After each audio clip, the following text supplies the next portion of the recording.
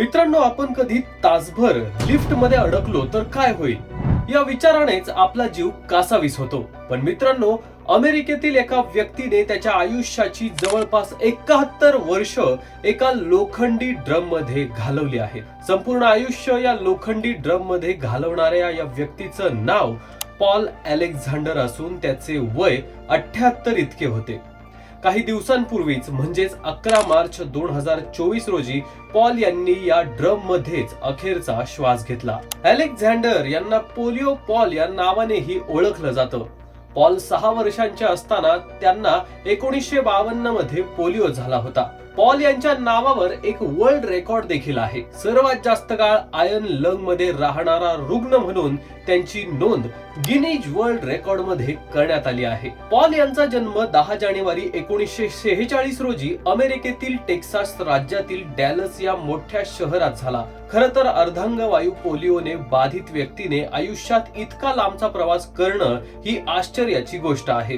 परंतु पॉल हा लोखंडी फुफ्फुसाच्या मशीन मध्ये एवढ्या वर्ष जिवंत राहणारा जगातील शेवटचा व्यक्ती होता. 1952 मध्ये पॉल केवळ 6 वर्षाचा असताना त्याला पोलिओची लागण झाली होती. पॉलच्या पालकांनी त्याला पार्कलँड रुग्णालयात नेलं. पोलिओ बाधित बालकांसाठी या रुग्णालयात स्वतंत्र पोलिओ वॉर्ड करण्यात आला होता. अमेरिकेत पोलिओचा उद्रेक 1950च्या दशकाच्या सुरुवातीच्या काळात शिगेला पोहोचला होता. पॉलसह डॅलस, टेक्सास आणि आसपासच्या भागातील शेकडो मुलांना पोलिओच्या उपचारासाठी पार्कलँड रुग्णालयात आणण्यात आलं होतं. डॉक्टरांनी पॉलची तपासणी करून त्याला जवळजवळ मृत घोषित केलं. पॉलला श्वास घेता येत नव्हता. दुसऱ्या डॉक्टरांनी त्याची पुन्हा तपासणी केली नसती तर कदाचित पॉल वाचला नसता. जेव्हा दुसऱ्या डॉक्टरांनी पॉलला श्वास घेता येत नसल्याचे पाहिले तेव्हा डॉक्टरांनी त्याच्या फुफ्फुसातील रक्तसंचय काढून टाकण्यासाठी इमर्जन्सी ट्रॅकोस्टोमी केली, जेणेकरून त्याला श्वास घेता येईल. यावेळी पॉल बेशुद्ध झाला होता. पोलिओमुळे पॉलचे आयुष्य बदलले. 3 दिवसांनंतर जेव्हा तो शुद्धीवर आला तेव्हा त्याला त्याची मान आणि तोंड वगळता त्याचे संपूर्ण शरीर एका मोठ्या डब्यासारख्या मशीन मध्ये बंद केलेले आढळले. या आत त्याला त्याचे शरीर दिसत नव्हते किंवा हालताही येत नव्हते. हे यंत्र होते आयर्न लंग मशीन. काही दिवसातच पॉल सुरुवातीच्या संसर्गातून बरा झाला. मात्र पोलिओमुळे त्याचे मानेखालील संपूर्ण शरीर अर्धांगवायू झाले होते. पोलिओमुळे पॉलला त्याच्या डायफ्राम मधून श्वास घेता येऊ शकत नव्हता. अशा परिस्थितीत त्याला श्वास घेण्याचा एकमेव मार्ग होता तो म्हणजे लोखंडी फुफ्फुसाचे यंत्र. आता आयर्न लंग मशीन म्हणजे काय? लोखंडी फुफ्फुसाचे यंत्र हे ड्रमच्या आकाराचे मोठे यंत्र आहे. हे मशीन संपूर्ण शारीरिक यांत्रिक श्वसन यंत्र आहे. पॅरालिटिक पोलिओ झालेल्या व्यक्तीसाठी हे मशीन वरदान आहे. या मशीनच्या मदतीने ती व्यक्ती सहज श्वास घेऊ शकते.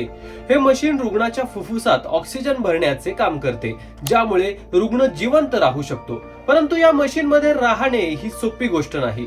प्रत्येक रुग्णाला या मशीन मध्ये समायोजित करणे शक्य नाही. पॉल केवळ या यंत्रात राहायला शिकला नाही तर त्याने आपल्या आयुष्यातील 7 दशकाहून अधिक काळ या यंत्रात जगलाय. पॉल त्या पोलिओ वॉर्डात रोज मुलांना मरताना पाहत होता, पण त्याने जगण्याची आशा कमकुवत होऊ दिली नाही.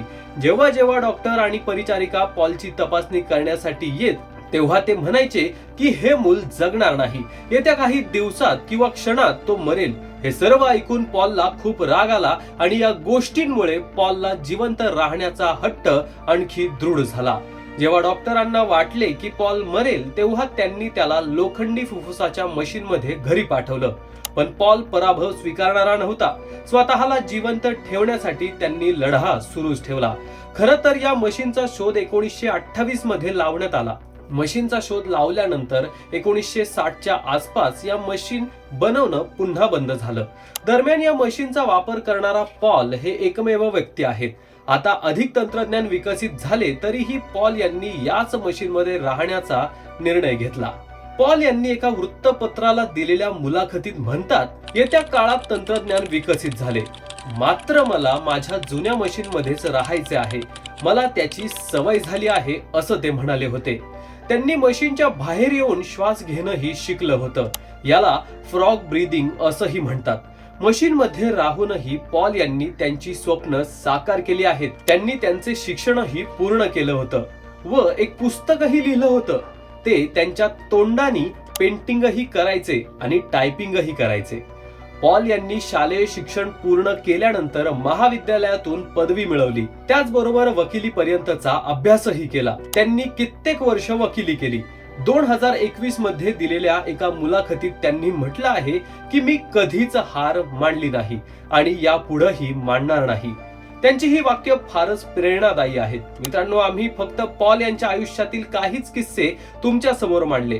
त्यांच्याबद्दल अजून जाणून घ्यायचे असल्यास आम्हाला कमेंट करा. आम्ही आणखी एक भाग त्यांच्या आयुष्यावर बनवू. तोपर्यंत पाहत रहा गल्ली से दिल्ली तक.